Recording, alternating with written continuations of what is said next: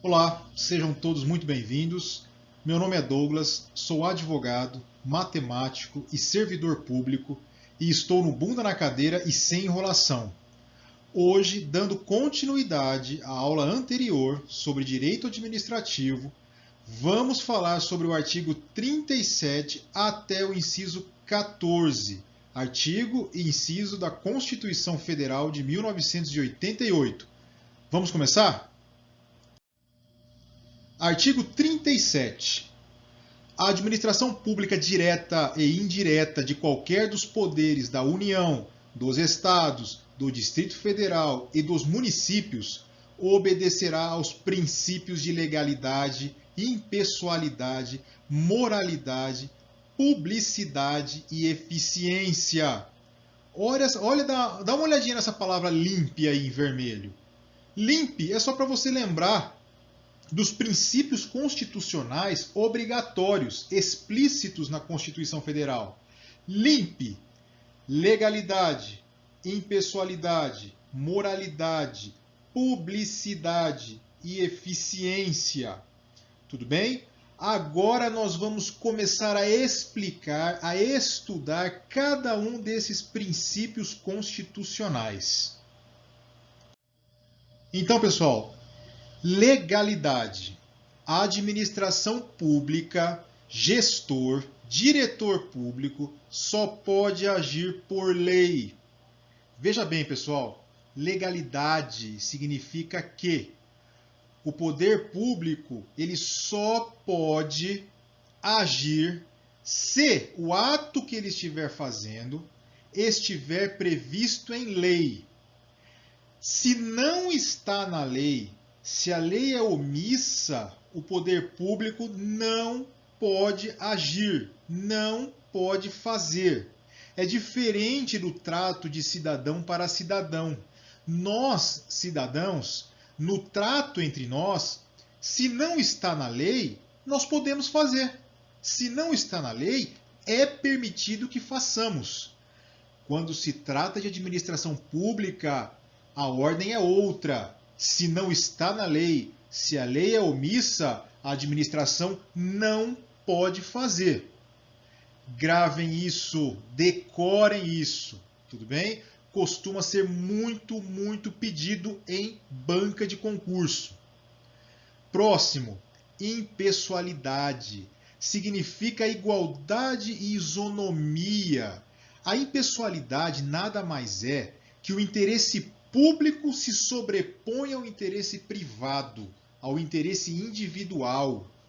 O poder público não pode priorizar alguém em particular, não pode priorizar uma empresa em particular, não pode priorizar o que quer que seja de forma individual. Ele não pode asfaltar uma rua apenas até um determinado quarteirão, apenas porque o próximo quarteirão ninguém votou nele. Não pode. Tem que asfaltar a rua inteira. Por quê? Porque o asfalto da rua beneficia toda uma comunidade, toda uma população.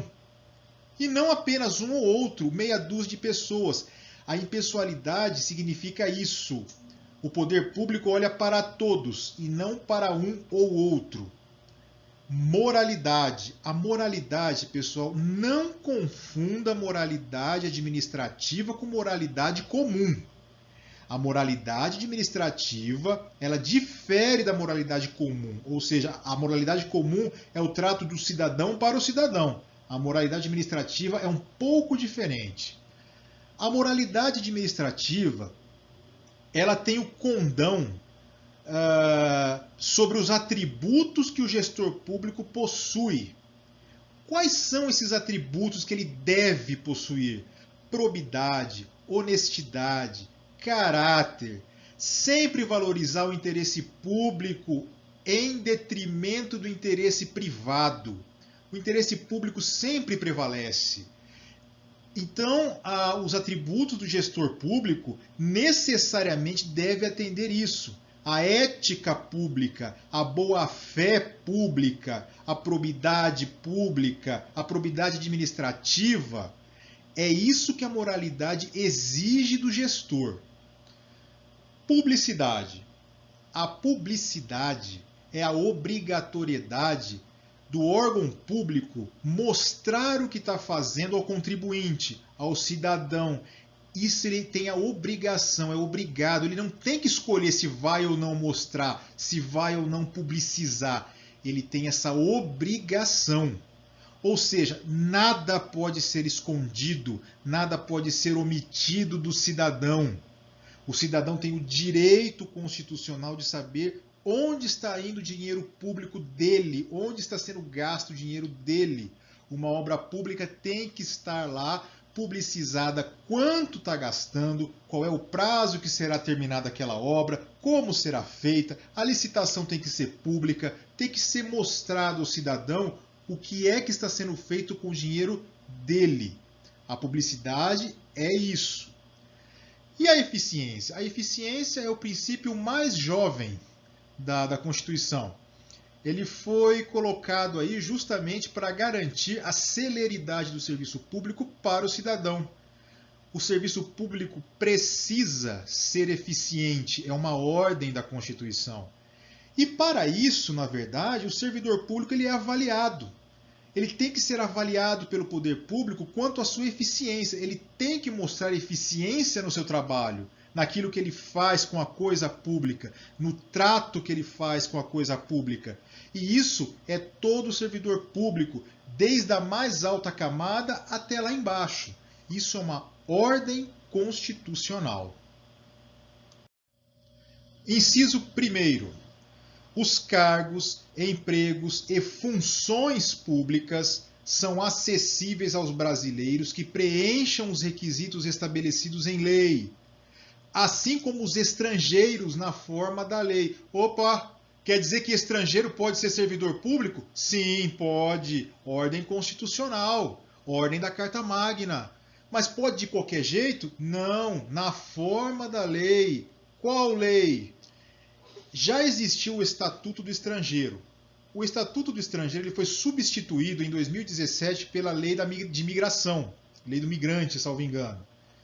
Certamente essa lei vai disciplinar qual que é a situação do estrangeiro no Brasil. Mas o estrangeiro, sim, ele pode ser servidor público, sim. Tá ok? Fica aqui agora um conselho para vocês lerem o parágrafo 3º do artigo 12 da Constituição Federal, que fala dos cargos exclusivamente de brasileiros natos. Tudo bem? Dá uma lidinha lá. O que está escrito lá são os cargos em que somente brasileiros natos podem assumir. Continuando.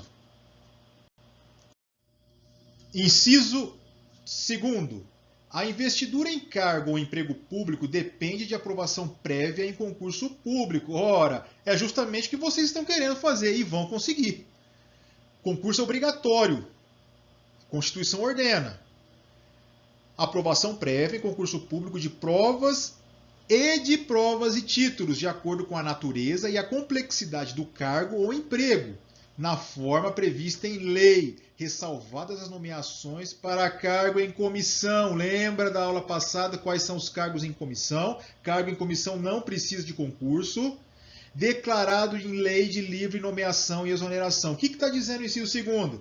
Concurso público obrigatório. Quer ser servidor público? Vai ter que prestar concurso público. Ok? Mas não só de provas, aquela prova escrita que você faz. Além da prova, é possível apresentar provas de títulos. Que títulos são esses? Depois que você faz a sua prova lá escrita, mostra seu conhecimento, seu esforço lá e é aprovado, você vai apresentar os seus títulos. Que títulos? Especialização, mestrado, doutorado, pós-doutorado, livre docência, titulação e por aí vai. Entendeu? Então, você vai apresentar os seus títulos depois que você prestar a prova. Tudo bem?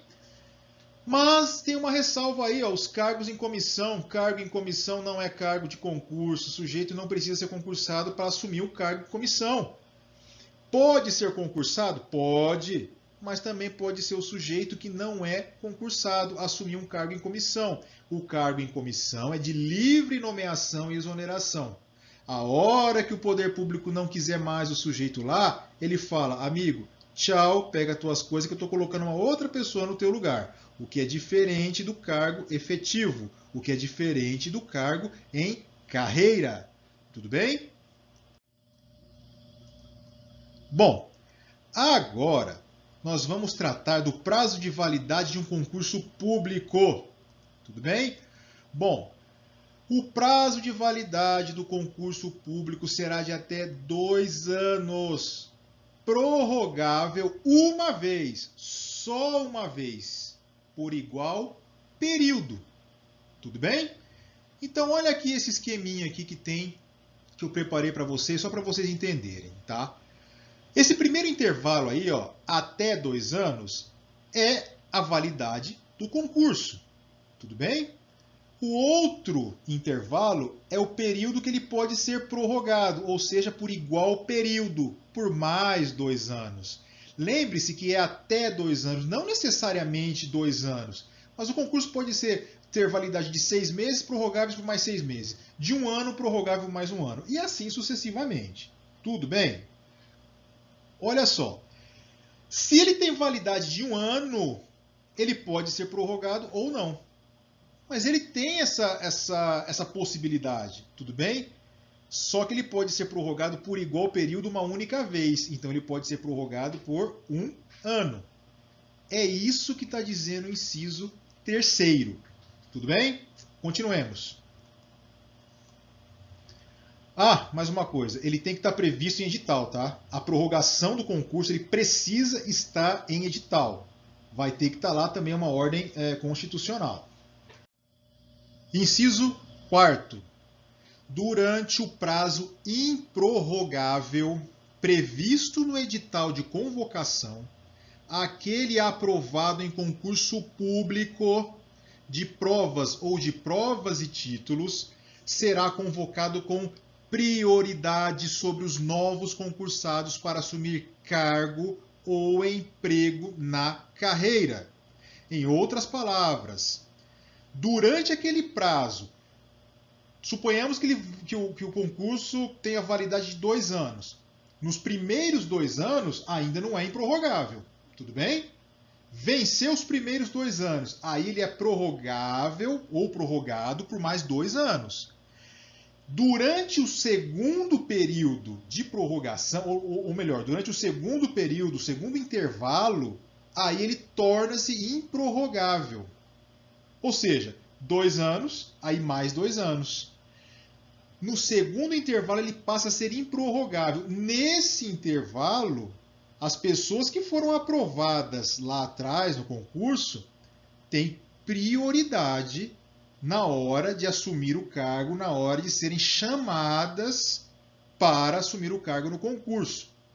Mesmo que haja um concurso, o mesmo concurso para o mesmo cargo, essas pessoas terão prioridade na hora de assumir o cargo ou emprego na carreira. É o que está dizendo o inciso 4º. Bom, agora eu preparei aqui um esqueminha para vocês entenderem esse negócio do prazo do concurso público. Tudo bem? Olha o exemplo. Um concurso de 2 anos, prorrogável de igual período. Aí o concurso tem 10 vagas para ser preenchida. Tá lá. Ou seja, o primeiro intervalo prorrogável com 10 vagas. E o segundo período é o período improrrogável. Ou seja, são os próximos 2 anos e dentro desses próximos 2 anos é improrrogável. Não tem jeito. Tá ok? O que vai acontecer então com os aprovados? Olha só. Foram aprovados 30 candidatos no concurso, mas serão preenchidas só 10 vagas. Não é verdade? Tudo bem. E o tempo está passando. O tempo está passando. Quando completa 2 anos, o que acontece? Pode ser prorrogado o concurso por mais 2 anos. Durante os próximos 2 anos, passa a ser um período improrrogável. Não dá mais para prorrogar o concurso, o período do concurso. O que vai acontecer a partir de então? Sobraram 20 vagas. Caso acabe o prazo de validade do concurso, a Constituição garante que os 20 aprovados terão prioridade antes de um novo concurso. Ora, se vai abrir um novo concurso para contratar pessoas para ocuparem os mesmos cargos, nada mais justo do que você pegar aquele pessoal que já foi aprovado lá atrás. Ué, eu já fui aprovado, pode me colocar lá dentro. Não é verdade? Se fosse para ter 50 vagas dentro desse concurso, só vai ser preenchida 30, porque os 20 lá atrás já foram aprovados, dentro do prazo prorrogável. Entendeu? Então, é importante, sim, ser aprovado no concurso. É importante, sim, você conseguir essa aprovação, mesmo que você não seja chamado. Lembre-se do prazo de validade do concurso. Tudo bem? Dentro do prazo de validade do concurso, ainda haverá esperança. Ainda haverá possibilidade de ser chamado para assumir o cargo. Tudo bem? Inciso 5. As funções de confiança exercidas exclusivamente por servidores ocupantes de cargo efetivo e os cargos em comissão a serem preenchidos por servidores de carreira, nos casos, condições e percentuais mínimos previstos em lei. Destinam-se apenas às atribuições de direção, chefia e assessoramento. Traduzindo esse palavrório todo. É claro que vocês vão ler esse artigo várias vezes, tá? E aí vocês vão me ouvir para conseguir destrinchar esse assunto aí. O que está dizendo o inciso 5? Função de confiança é só para concursado. É isso. Lembra da aula anterior? Quem não assistiu, por favor, volte lá na aula anterior que eu estou explicando o que é cargo de confiança. Cargo de confiança só para concursado. É o que está dizendo aí o inciso 5. Tudo bem? Veja bem, ó, exclusivamente para servidores ocupantes cargo efetivo. Cargo de concurso, concursado, acabou.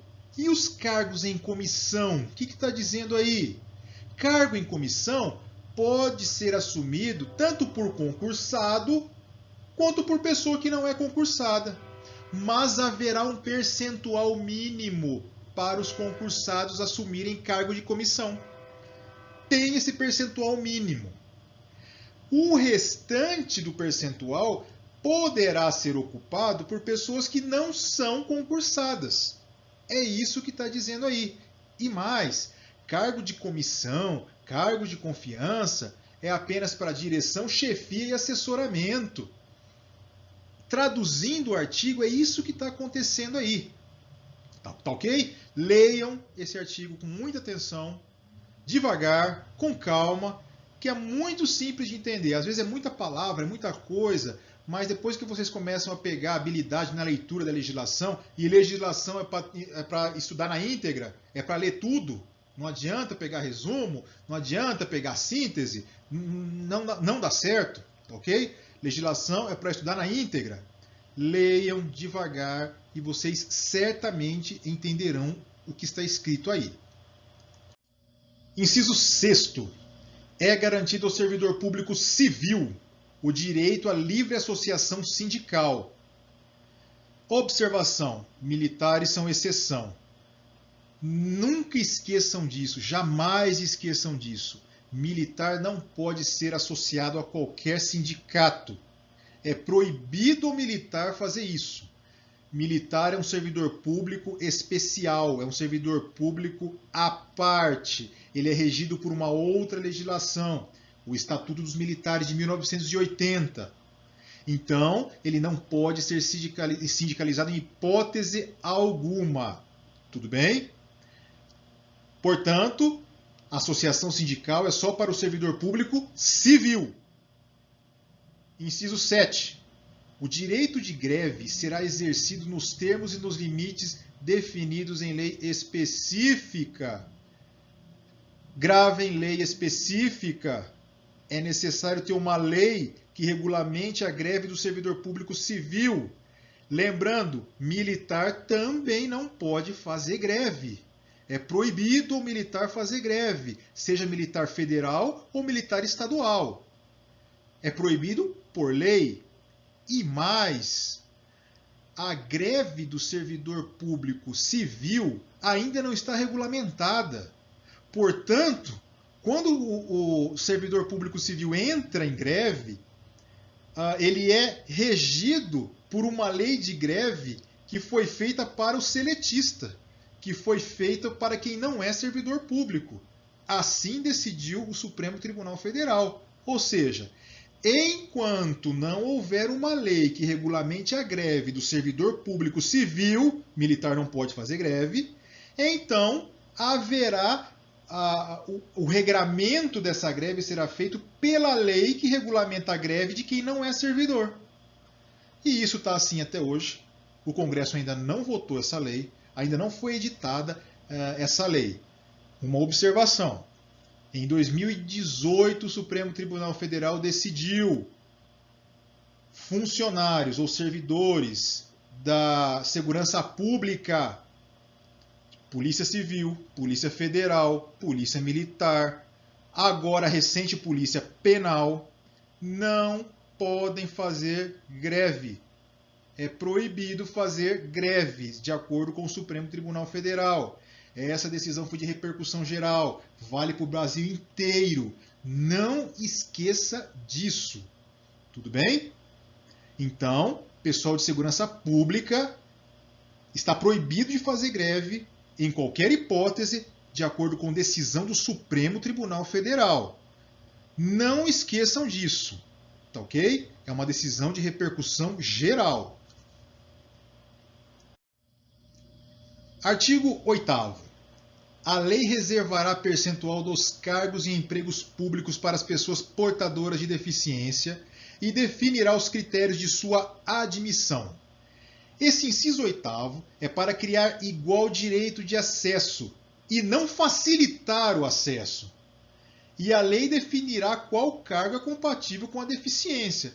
Pessoal, nada mais justo. O legislador foi muito feliz ao editar esse inciso 8º. Não é porque a pessoa é deficiente que ela é incapaz. Não é porque a pessoa é deficiente que ela não pode exercer uma função pública, não pode ocupar um cargo público. Claro que pode.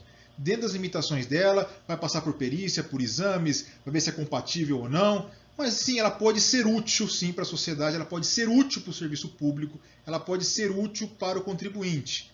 Muito feliz o legislador ao editar esse inciso 8º. Um pequeno esquema que eu preparei para vocês em relação à lei complementar e lei ordinária. Só para mostrar para vocês qual é a diferença de uma coisa para outra. Lei complementar e lei ordinária, elas não são hierarquizadas entre si. A diferença de uma para outra é apenas o quórum de votação.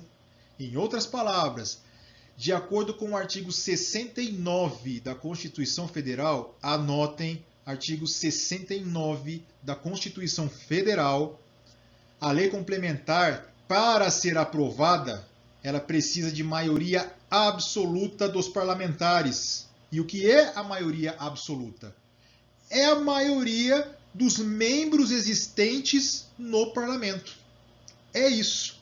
São 513 deputados federais, 513 deputados existentes. Então tem que ser a maioria dos 513.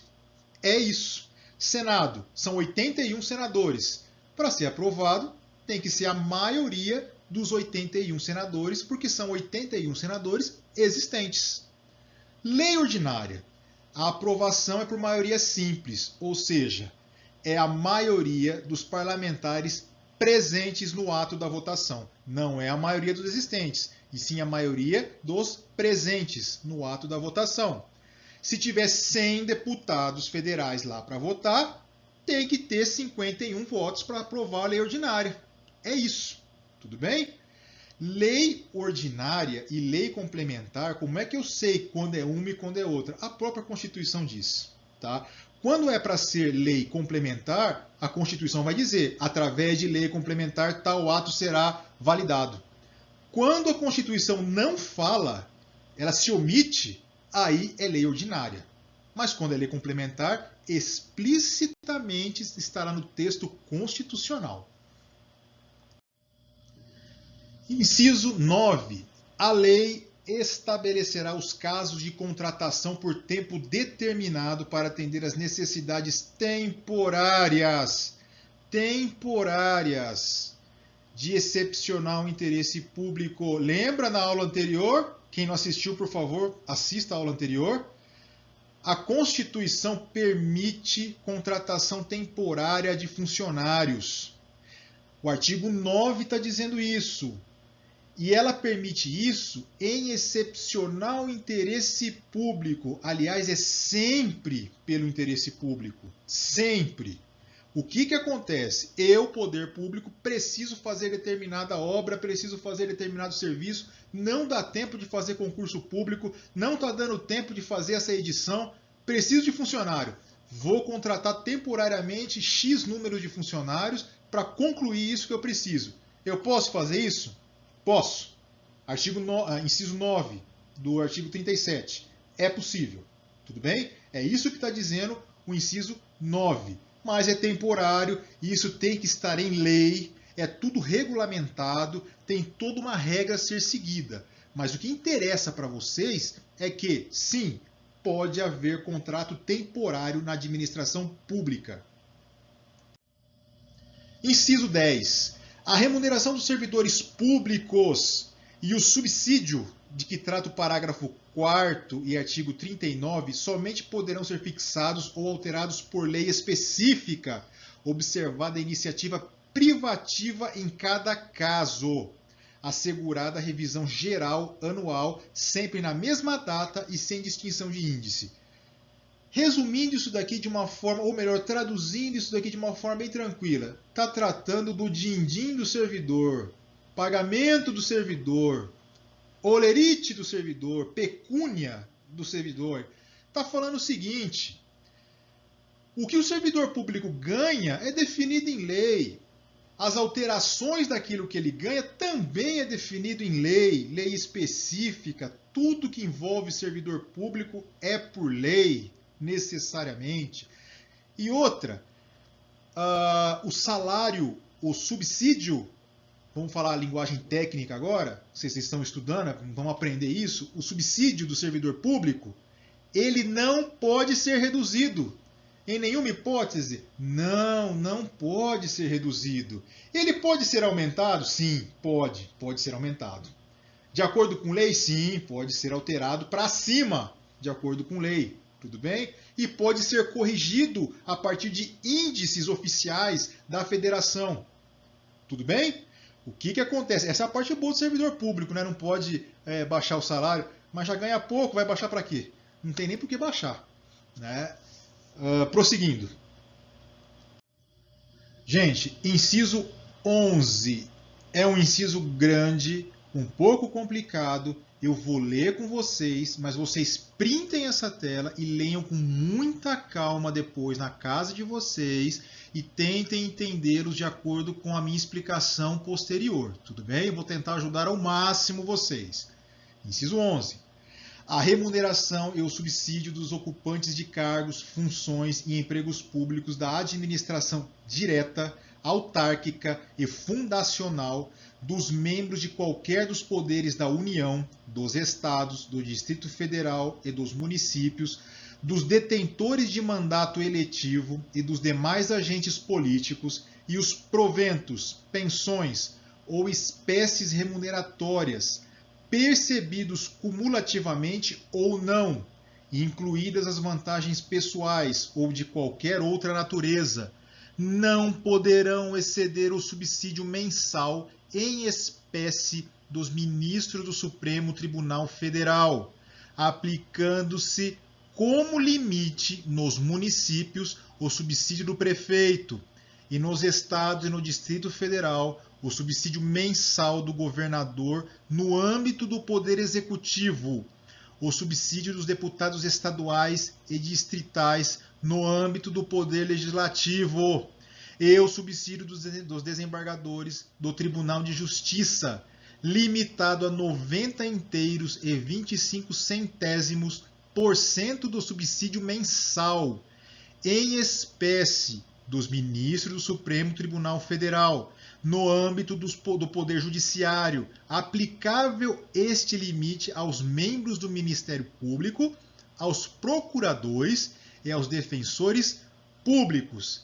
Que palavrório é esse? Que coisa complicada, professor. O negócio agora complicou de vez. Calma.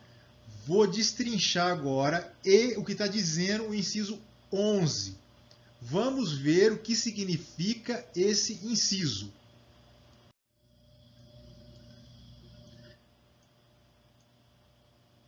Veja bem, pessoal. O teto do funcionalismo público, ele é estabelecido em lei. Ah, mas eu quero ganhar muito, hein? Eu quero ganhar 1 milhão, eu quero ganhar 2 milhões. Não vai. Não adianta que não vai. No serviço público existe um teto de salário. Se você não quer se submeter a esse teto, vai para a iniciativa privada. Lá você pode ganhar milhões, tá ok? Mas no serviço público você não vai ficar rico, você só vai ter a sua estabilidade e a sua satisfação profissional, tá ok? Vamos lá. O teto máximo é uma redundância, tá? Mas o teto do salário, do subsídio do servidor público federal é o que ganha o ministro do Supremo Tribunal Federal, que está em torno aí de R$39 mil, um pouquinho mais do que isso. Mais do que isso, o servidor público federal não pode ganhar. É o que diz o inciso 11. Tudo bem? Bom, mas e o teto do servidor público municipal? Qual que é? É o que ganha o prefeito. Ninguém pode ganhar mais do que o prefeito. É o que está lá. Mas e o teto de quem trabalha na administração pública estadual? Aí tem um macete aqui, aí tem algumas opções aqui que eu peço um pouco de atenção. Tudo bem? Olha só. O teto do funcionalismo público estadual, ele é limitado de acordo com o poder onde o servidor público trabalha. Em outras palavras, se o servidor público trabalha no executivo, o teto é o que ganha o governador do estado. Se ele trabalha no poder legislativo, o teto é o que ganha o deputado estadual. E se ele trabalha no poder judiciário, o teto é o que ganha o desembargador do Tribunal de Justiça do respectivo estado. Mas não é só isso. O que pode acontecer? Lembrando que o que ganha o desembargador do tribunal também tem um teto, que é 90,25% do salário do ministro do Supremo Tribunal Federal. Esse é o teto do desembargador, o teto que o desembargador pode ganhar. Ele pode ganhar 90,25% do que ganha o ministro do STF. Então o Estado tem uma segunda opção. O Estado pode estabelecer um teto único. Ou seja, o Estado pode dizer o seguinte, ó, qualquer servidor público agora pode ganhar no máximo o que ganha um desembargador do meu estado. O governo do Tocantins poderia falar o seguinte, ó, todo servidor público do estado vai ganhar no máximo vai ganhar no máximo o que ganha o desembargador do estado. É isso. Ele tem a opção, ou ele ganha de acordo com o poder onde está inserido, executivo, legislativo ou judiciário, ou ele pode ganhar até um teto único, que é o que ganha o desembargador de cada estado. Tudo bem? O que pode acontecer além disso? O teto do desembargador também pode ser aquele teto dos procuradores do Estado, os defensores públicos e membros do Ministério Público. Gente, leiam esse esqueminha que eu fiz para vocês, leiam o artigo 11 com bastante cuidado. É um artigo complicado, eu reconheço, mas depois que você lê algumas vezes, você consegue entender. O artigo 11 está falando de quanto pode ganhar um servidor público no máximo. Existe um teto, existe um limite de subsídio, existe um limite de ganho mensal. E esse limite é estabelecido pelo artigo 11. Resumindo, teto federal, que ganha os ministros do STF. Teto municipal, o que ganha o prefeito. Teto do Estado, duas opções, de acordo com o poder onde o servidor trabalha, ou um teto único, que é o que ganha o desembargador do respectivo estado. O vereador pode ganhar até 75% do que ganha um deputado estadual. Essa aqui é uma peculiaridade, tá ok? Inciso 12. Os vencimentos dos cargos do Poder Legislativo e do Poder Judiciário não poderão ser superiores aos pagos pelo Poder Executivo. Olha esse esqueminha aqui. Quem trabalha no Poder Executivo não pode ganhar menos do que quem trabalha no Poder Judiciário ou no Poder Legislativo. Vou dar um exemplo aqui. Um agente administrativo que trabalha no Poder Executivo, trabalha lá no Planalto, por exemplo, ele não pode ganhar menos do que um agente administrativo que trabalha no Legislativo ou no Judiciário.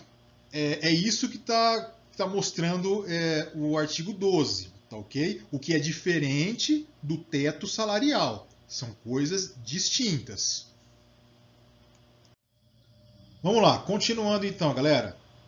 Inciso 13. É vedada a vinculação ou equiparação de quaisquer espécies remuneratórias para o efeito de remuneração pessoal do serviço público. O que quer dizer isso? Qual é? Que tradução é essa? Vamos lá. Vinculação. Exemplo de vinculação. O técnico do judiciário receberia 70% do salário que recebe um analista do legislativo. Criou-se aqui um vínculo.